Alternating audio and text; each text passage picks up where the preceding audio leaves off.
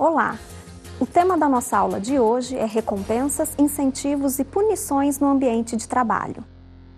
O que significam incentivos e recompensas para você? Você saberia me dizer a que essas palavras se referem?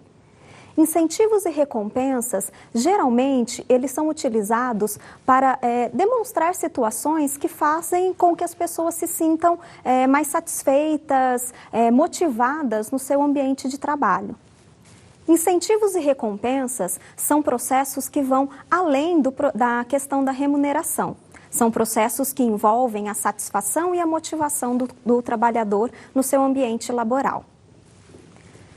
Bom, depois nós abordaremos ao longo desta aula um pouco mais a este respeito. Antes vamos discutir sobre o processo de manutenção de pessoas.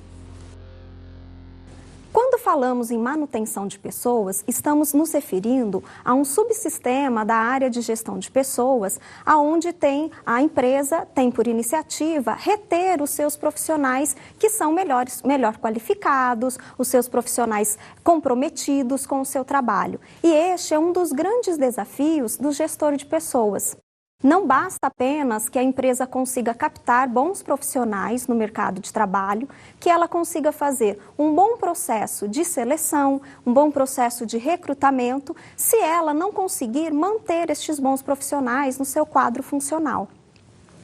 Para que a empresa se torne viável, além desse processo de seleção satisfatório, é importante também que essas pessoas, então, permaneçam na empresa por um período suficiente para que ela possa contribuir de forma efetiva com as atividades organizacionais.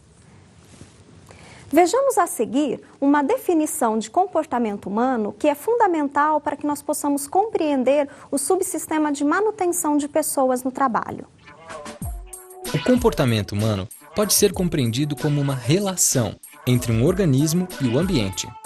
Se o comportamento for compreendido como uma interação, então ele não é uma coisa fixa que pode ser estudada separadamente do seu ambiente físico e social. Como vocês puderam observar, neste texto que acabou de ser lido, a definição de comportamento envolve a questão da interação.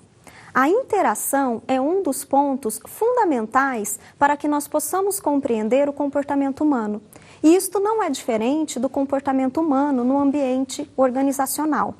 Dentro do subsistema de manutenção de pessoas no trabalho, a compreensão sobre por que o indivíduo se comporta de uma forma ou de outra, ou o que motiva ou desmotiva no ambiente de trabalho, é dos grandes questionamentos que o gestor precisa fazer a todo momento para que ele possa, de fato, estabelecer situações que favoreçam a satisfação desse indivíduo. Ao se sentir satisfeito, a ideia é que o colaborador permaneça mais tempo naquela organização. Como nós vimos nessa definição de comportamento humano, ao mesmo tempo em que nós somos afetados pelo ambiente, nós também o afetamos. Ou seja, o que isso quer dizer? Que ao modificar o ambiente, o indivíduo também se modifica. A noção de comportar-se traz consigo a compreensão de mutação, de inter-relação.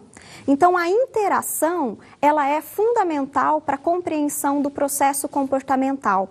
Então, o comportamento, ele nunca poderá ser compreendido de forma isolada do seu ambiente, seja ele físico ou social.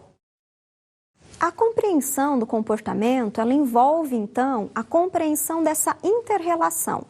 Nessa inter-relação, nós não procuramos entender aonde está o começo ou o fim, mas sim quais são as variáveis históricas que influenciaram a mudança, bem como as consequências que mantêm o comportamento. Compreender a história de vida do indivíduo é uma questão fundamental para que nós possamos compreender o comportamento deste indivíduo. Além de olhar para a história, precisamos olhar também para as consequências presentes no ambiente ou na situação atual. A história, ela é tão importante quanto as situações atuais. A história, ela nos dá indícios, indicadores para que nós possamos olhar para o comportamento e entender por que aquele indivíduo continua se comportando de uma determinada forma. Porém, a história, de forma isolada da sua análise de consequências, ela também não nos permite tirar conclusões sobre como esse indivíduo irá se comportar no futuro, mas nos auxilia a compreender por que ele age desta forma neste momento.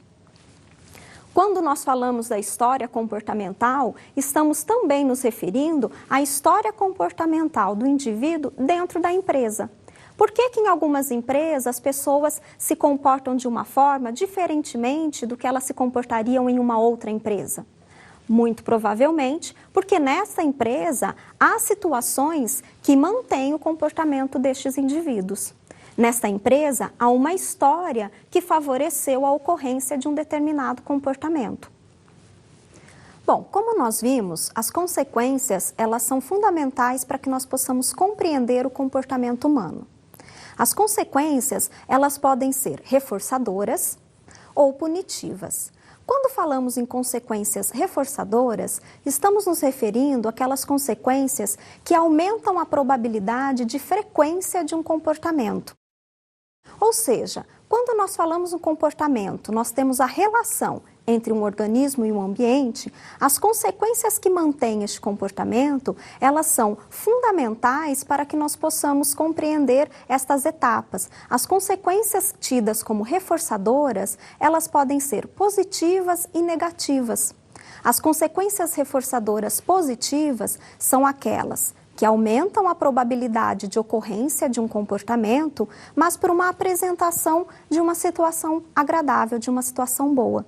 Já as consequências tidas como reforçadoras negativas, elas mantêm o comportamento, mas por uma situação onde o indivíduo tenta evitar uma situação que é considerada desagradável. Ou seja, a interação, compreender os processos de interação